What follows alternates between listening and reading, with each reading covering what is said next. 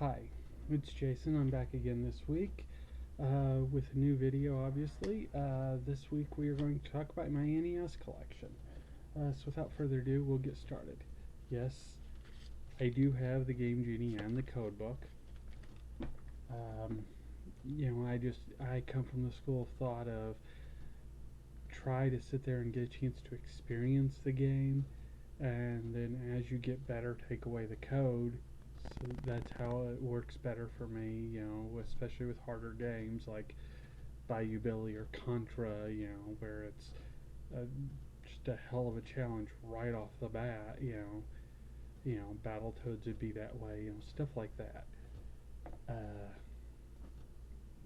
because then at least I get a chance to experience the game, not, die 100,000 times and, get angry and frustrated and everything.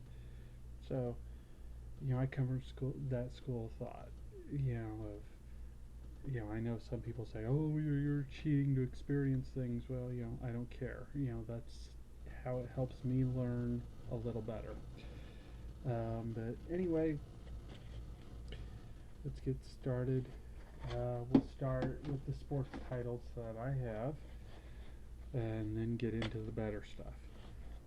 First up is RC Pro-Am,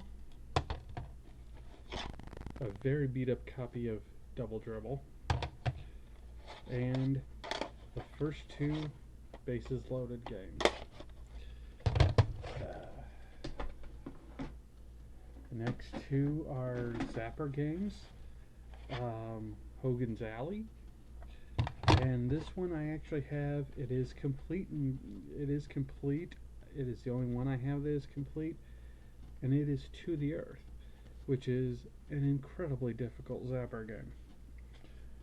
But I don't mean just what you see here. I actually have the box, the plastic that came on it, everything.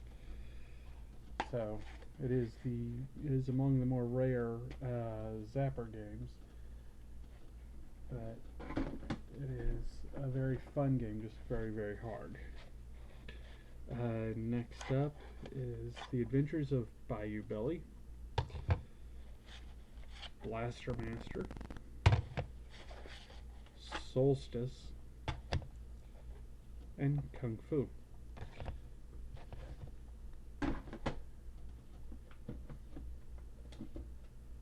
And then we have Contra, Amagon, Athena, and the only Tengen game I have so far, Alien Syndrome. So that way you can see the name there. Okay. Okay. And this one, I recently found out how to actually pronounce this one correctly, thanks to Metal Jesus Rocks. So a little shout out to his page. But this one is called Fa Xanadu, and that's the actual pronunciation.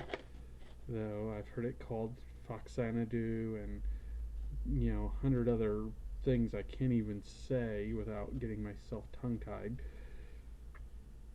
But I do have the instruction manual on that. It is a little bit of a hidden gem kind of a game because not everybody seems to know about it, but it is a fantastic game.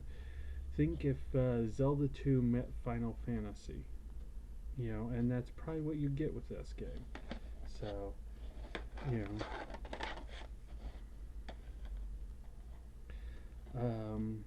here's the next one I have is Karnov. Here's a classic, Star Tropics, Codename Viper, okay.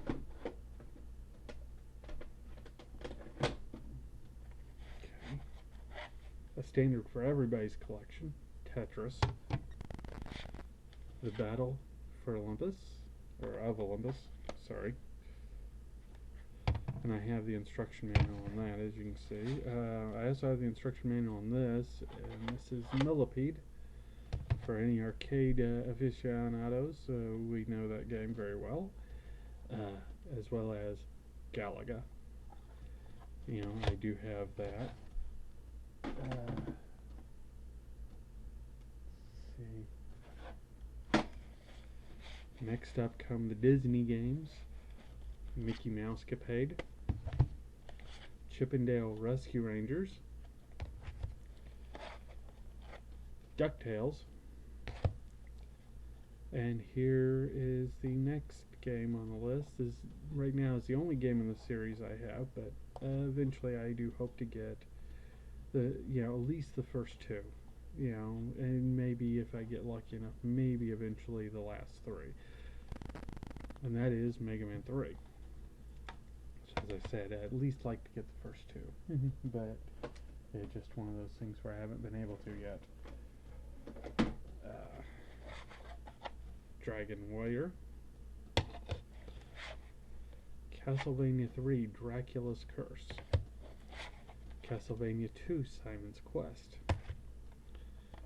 Metroid. And you may ask why I don't have the first Castlevania. I'm about a month away as of when I hope to post this video from getting it, so it's just budgets and time, but it's definitely a very high priority game, as well as many other games right now. Kid Icarus, Kirby's Adventure, Final Fantasy, the rest of the Mega Man games, the rest of the Dragon Warrior games, Soda's Revenge, a few other games, there are Kista's Ring, Conquest of the Crystal Palace, a few other games like that where I really want to get those games, And then this is the final 6 that I have right now. Clash at Demon Head, which is an underrated classic game. If you've ever played this, you know what a fantastic game this really is. It should be mandatory for every collector, out there, for anybody who loves the NES. I highly, highly, highly recommend this game, because even with a couple of little issues, with where people pointed out there's a little bit of wonkiness with the hit detection, and then there's a couple of issues in translation, but it actually kind of adds to the charm of the game. It doesn't diminish from it. It really is just a fantastic game. I wish they would make a remake of this game. So to the makers at Vic Tokai, if you happen to see this, let somebody make this again, because it's a fantastic game. And then here are the big standard bearers that everybody should have in their NES collection, if they're collecting for it. Super Mario Brothers 3, Super Mario Brothers 2, Super Mario Duck Hunt, Zelda 2 The Adventure of Link, The Legend of Zelda. And that's, and of course I want to get, instruction booklets, maps, dust sleeves. I'm constantly looking for dust sleeves. If other people out there who don't care about dust sleeves, who are saying, hey, look, I'll donate dust sleeves to you, hey, great. If you got a whole box of them and you just can't get rid of them, hey, I'll take them. Because I would like to have all my games in dust sleeves. And being honest, the proper ones. The actual Nintendo games like Zelda here in a Nintendo dust sleeve. The ones that are from third-party developers should be in these plain black. It's very rare that you ever saw a Nintendo logo on a third-party game. I don't even know if you ever did, but I know if you did, it was rare. Because Nintendo did not usually do this other than on their own games.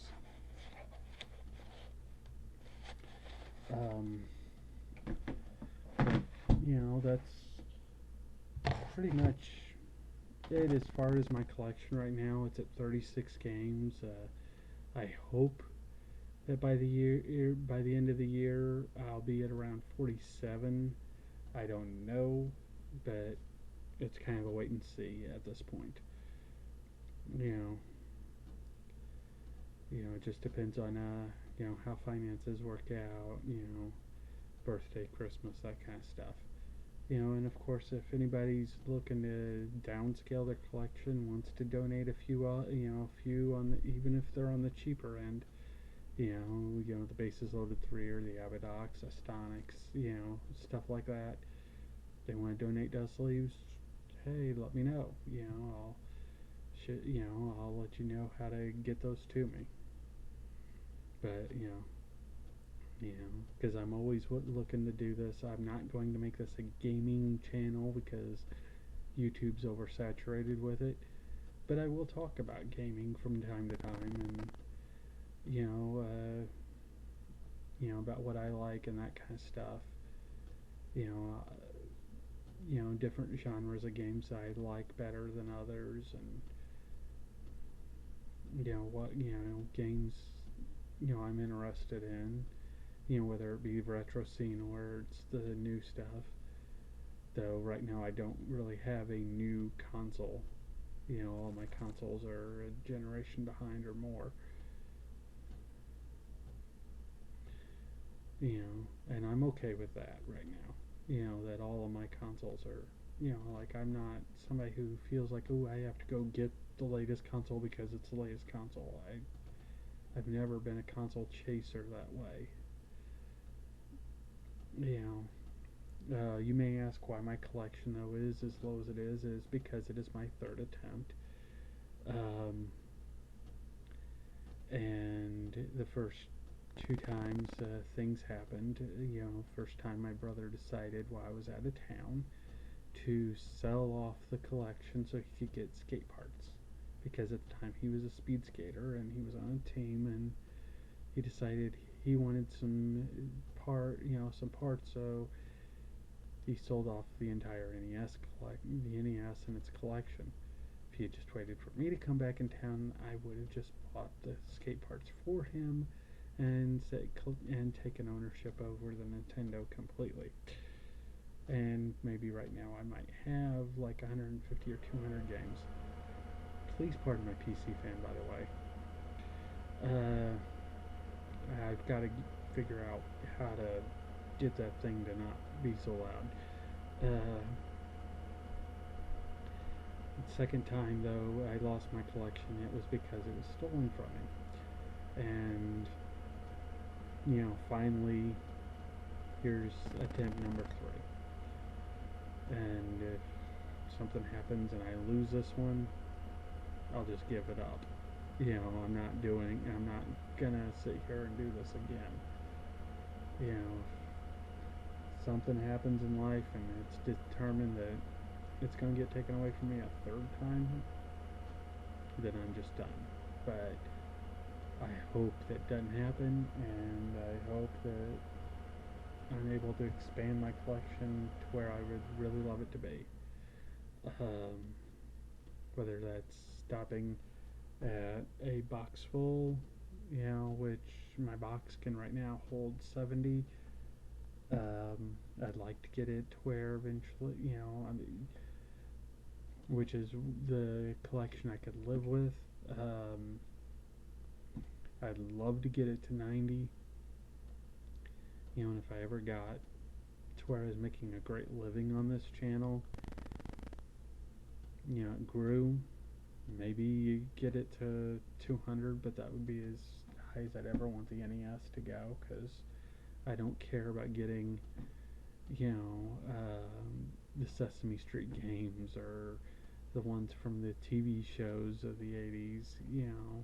I don't care. Stuff like that, I don't care.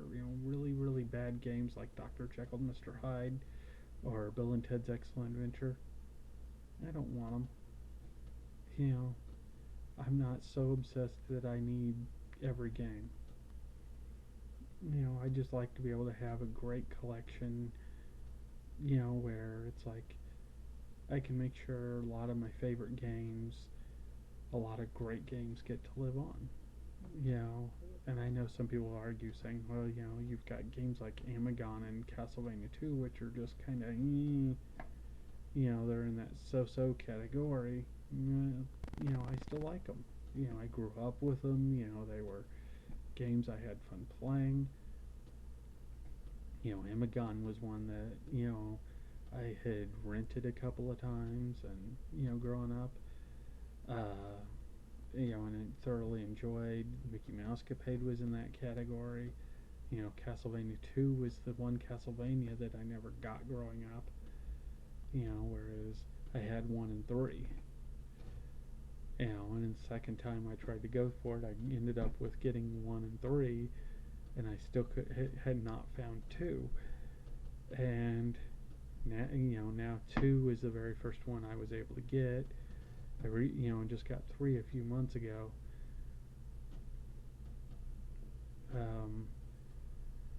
And you know, so all that's left is to get 1, and for the first time in my life, I'll have all 3.